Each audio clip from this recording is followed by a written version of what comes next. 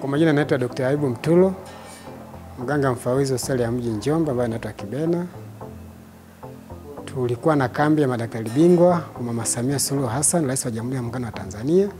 Hadi sasa tumefanikiwa kuhudumia wateja wananchi zaidi ya 300 katika vitengo mbalimbali ambavyo ni upasuaji, huduma ya magonjwa ya wanawake na uzazi, huduma za watoto pamoja na huduma za ganzi na usingizi.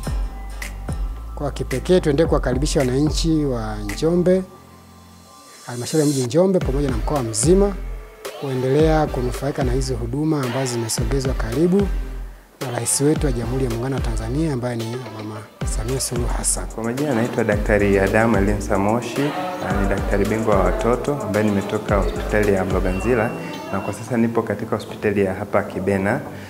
Kwa ujumla huduma zinaendelea vizuri katika nyanja zote.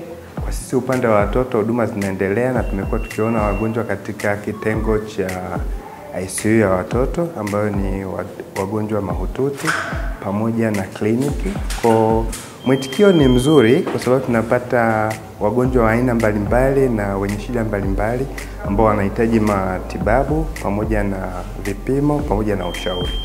Na kwa idara nyingine pia wagonjwa mwitikio umeendelea kuwa mzuri kwa maana wamekuwa wakipata wagonjwa na wamekuwa wakipata matibabu pamoja na ushauri ambao wa kitabibu.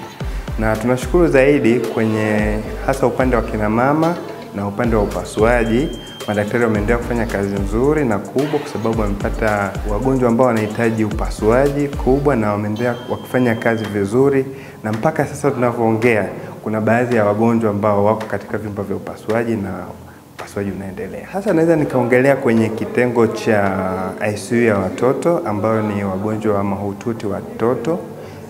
Tumeendelea kupata watoto ambao ni njiti wanazaliwa kabla ya wakati, lakini tunaendelea kuhudumia kwa vile ambavyo tunafahamu na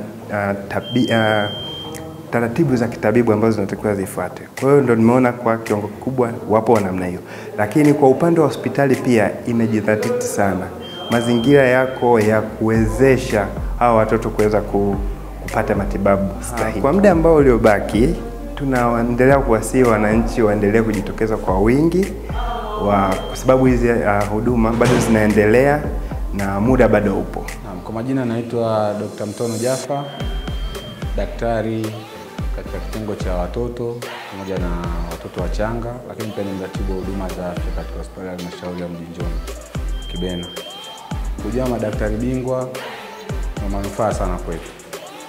Kwanza ni njia pekee na kati ya njia mojawapo ambazo zinasaidia kwa sisi kupata maarifa ya kibingwa kutoka kwa wataalamu hawa ili tuweze kuboresha huduma kwa watoto tunaowahudumia.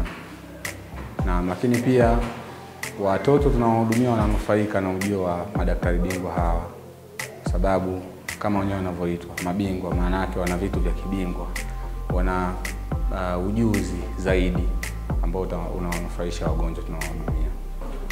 Kwa kuwa tutapata mbinu, taaluma na ujuzi tofauti tofauti, basi tutatusaidia sana sisi katika kuboresha kiwango na hadhi ya huduma tutakayowapatia wagonjwa wetu katika kitengo chetu.